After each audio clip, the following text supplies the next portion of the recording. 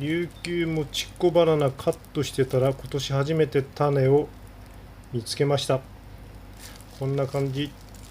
ちょっと周りが覆われちゃってるんで綺麗に洗えばいいんですけど、分かりづらいですかね。スイカの種みたいな感じです。